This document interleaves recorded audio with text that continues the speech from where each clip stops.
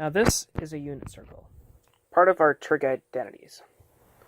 Now, there are several things that are important towards our trig circle.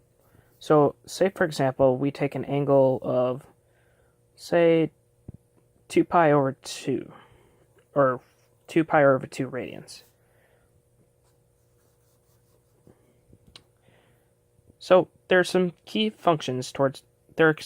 ideas going towards trig identities. First off, we got our cosine, which is opposite towards sine. See? Then we got our tangent, which runs across to our unit circle line, all the way up to the point 2 pi over 2 radians. And then on top of that, we got a cotangent, which continues from that point all the way up to our next line. Now, this is not drawn to scale in the slightest. So, looking for what we have here is the secant and our cosecant. Using what we already know from the unit circle and finding sine and cosine, we can find things such as secant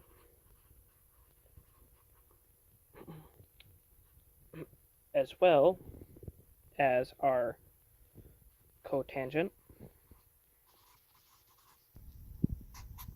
and our cosecant. These will play a larger role into trig identities as we move forward. Now, what is cosecant? Well, our cosecant is just pretty much 1 over sine. 1 over sine of theta. Likewise, we can say that our secant is equivalent to 1 over cosine of theta.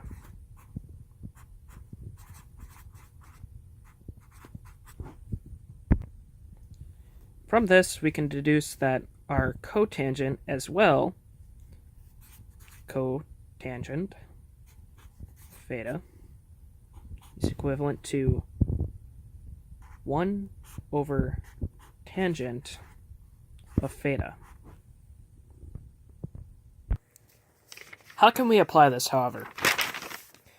Looking back at our unit circle, we can actually tell that if we want to find the secant, we would just need to take 1 over our cosine. And that will give us the length of our secant. Meanwhile, cosecant, you would have to do 1 over sine. Great! Now, in IB, we get provided several identities and formulas. First off, being the trigonomic identity.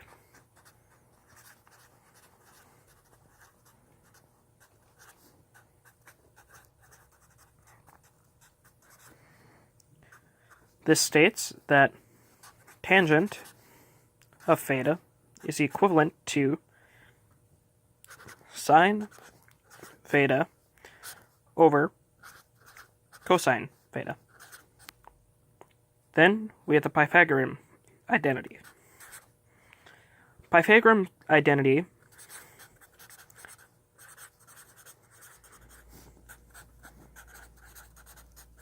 as it states is based off the Pythagorean theorem, in which a squared plus b squared is equivalent to c squared in a right angle. Now, the unit circle, please mind my horrible drawing skills, starts off sort of like this, in which you have one unit in every single direction.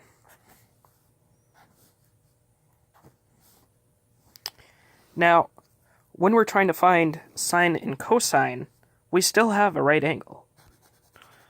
So say we try to find square root of 2 over 2 radians. You still have that right angle in which you can solve for a squared and b squared to give you that length of 1. This, no matter what, the radius of the circle is 1. So no matter where you go, 1, 1, 1, 1, and 1. Now this can be applied by using the... Now, trying to find a squared and b squared and their relationship is simple. It's an identity.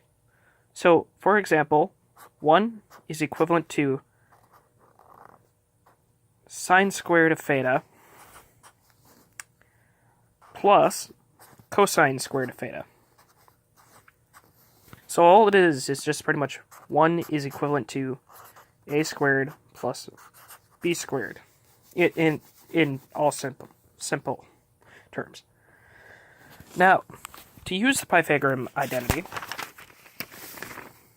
we would have to put up a certain anglet. So, for example, 1 is equivalent to cosine squared of 45 plus sine squared of theta. So, for example, this is using degrees, or I should be saying radians, but we'll use degrees for this. So, for example, 1 is equivalent to cosine of 45 times cosine 45 plus sine times sine theta. Now, cosine of 45 is equivalent to, my mistake, looking back at it, we can actually write it out as 1 is equivalent to cosine squared of square root of 2 over 2 plus sine squared of theta. Now, if we take 1 is equivalent to cosine squared of square root of 2 over 2, that would be equivalent to 1 is equivalent to cosine of square root of 2 over 2 radians times cosine square root of 2 over 2 radians plus sine of theta times sine theta. Now, if we pull out our trusty calculators and calculate here, we will end up with cosine square root of 2 over 2 is equivalent to, the rounding to free sig figs would give us to 0.760. Now, 0.760 times 0.760 will give us around 0.578. Alright. Now that we have that rounded to C3 sig figs, we can do sine now. So 1 is equivalent to 0.7578 plus sine theta times sine theta. Alright, so what we want to do now is just simple algebra. Subtract 0.578, 1 subtract 0.578 will give us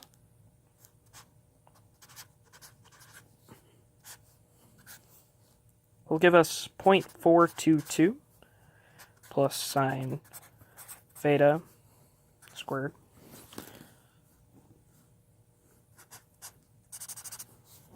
is equivalent to sine theta squared. There we go.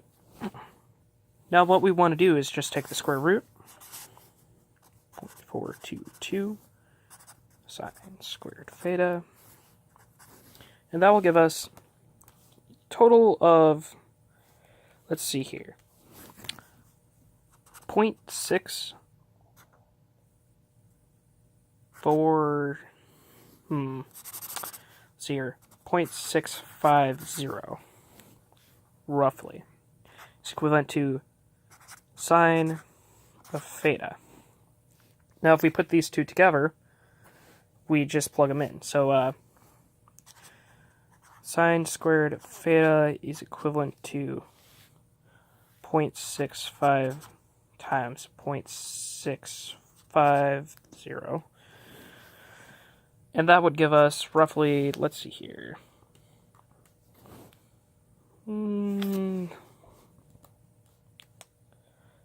Hold on. Square that. That would give us roughly 0.422. Now take that. Now our cosine squared would be equivalent to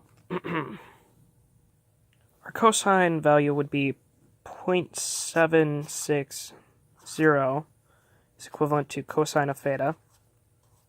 Square that, and we will get 0.578. Now add these two together. Keep in mind this is cosine squared. And you will get 1.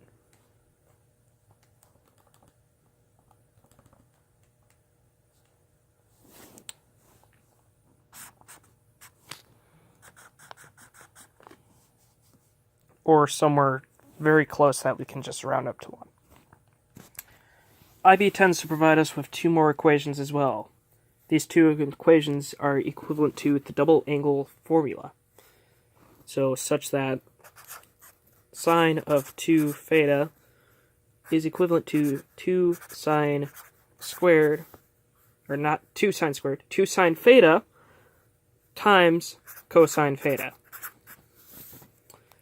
Top of that, we get another form of the double angle formula, which is cosine 2 theta is equivalent to cosine squared theta, subtract sine squared theta.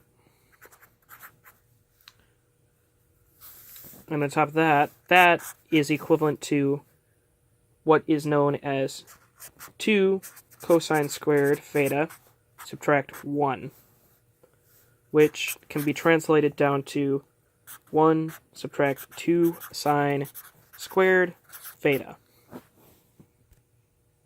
Let me just number these here. So you have the first, and then you have the second. All of these are equivalent. Alright, so now let's try out some equations. So, in this, let's put this out.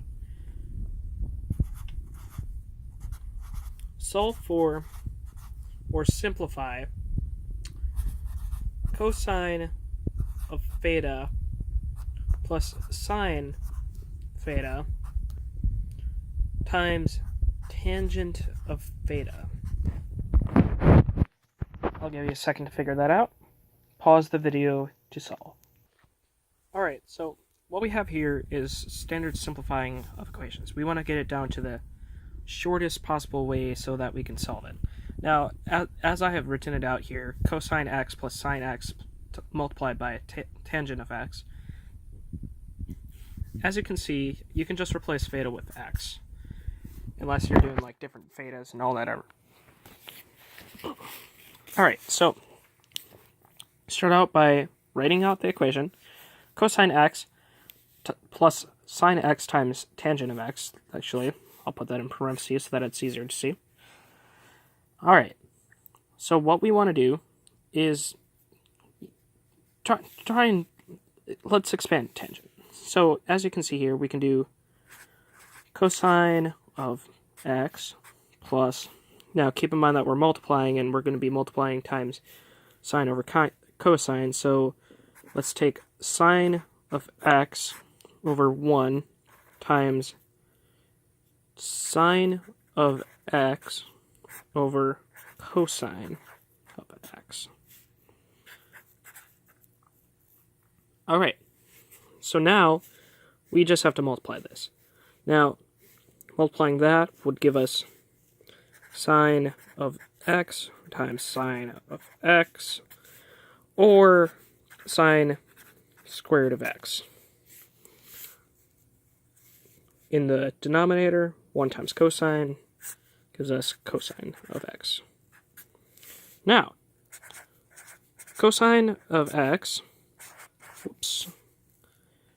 plus sine squared of x over cosine of x. This can be real easy, or hard, depending on what point you take. Like some points in which if you overgo it, it can become quite difficult, but hear me out. So, what we have to do is try and find a common denominator, which could be cosine of x. Alright. Put that over 1. Now, what would give us cosine in the denominator? Well, let's see here. We could do... Well, we don't want to overgo it, so we don't want to go too far. We want to have, like, something of 1, since this is equivalent to 1. Well, this is 1 times cosine of x. Well, let's see here. Cosine of x over cosine of x multiplied by cosine of x over 1 plus sine squared of x over cosine. Now, this would work because this here is equivalent to 1 because we're dividing cosine by cosine,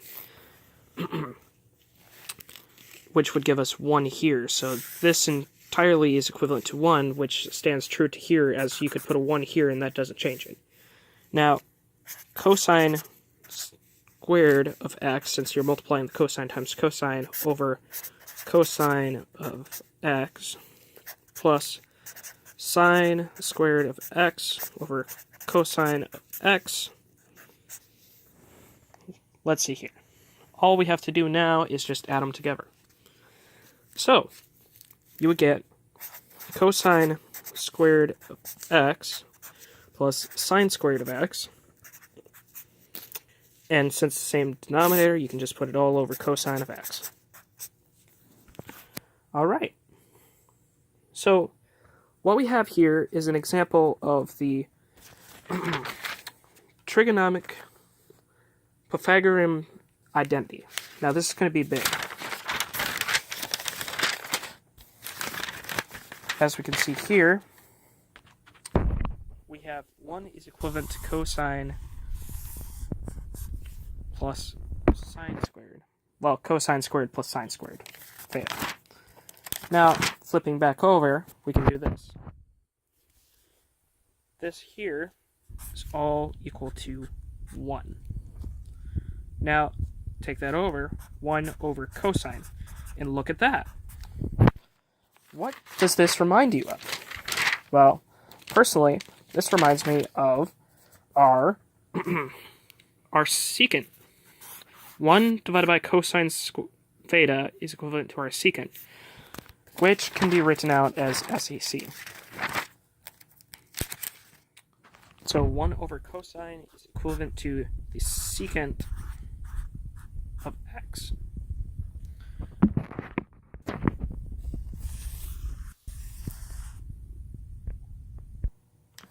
Alright, here's the second based problem.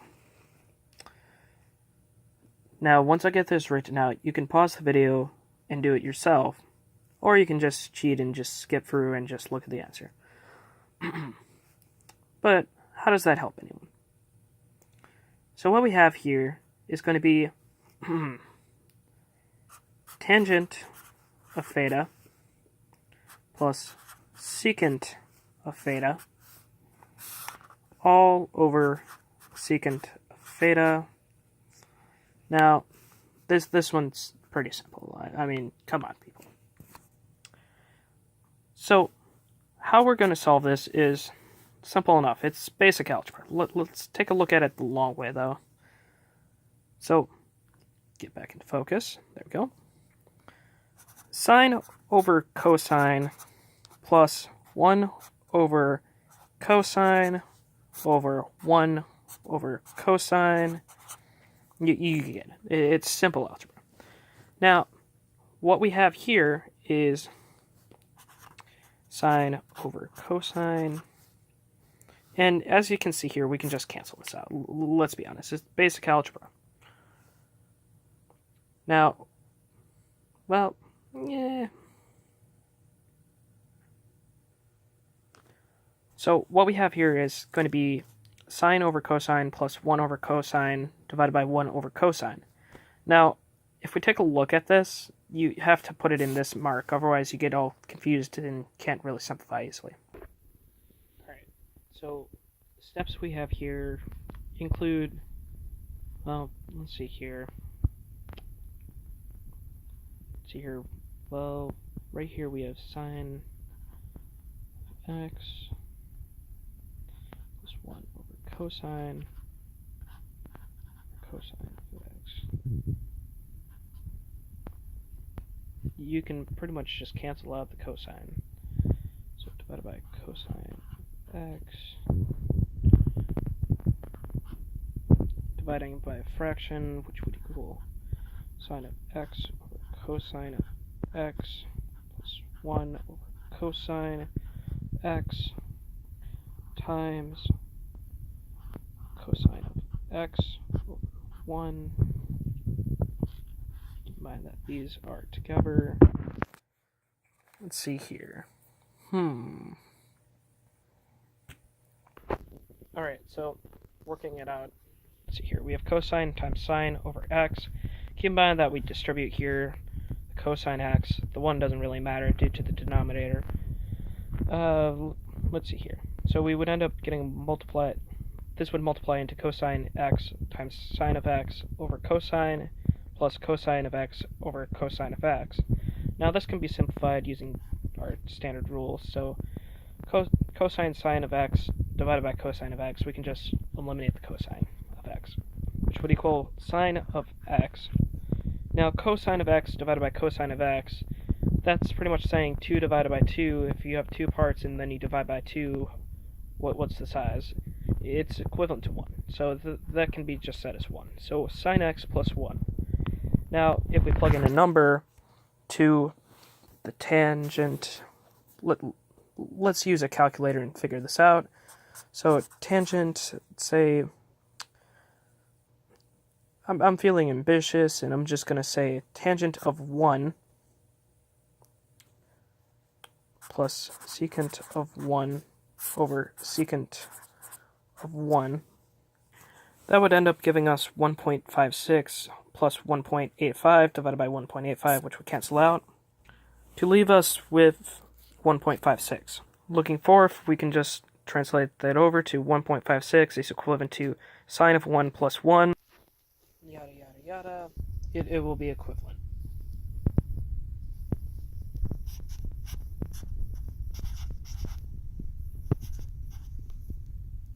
That's all we have time for, so go ahead and try it out.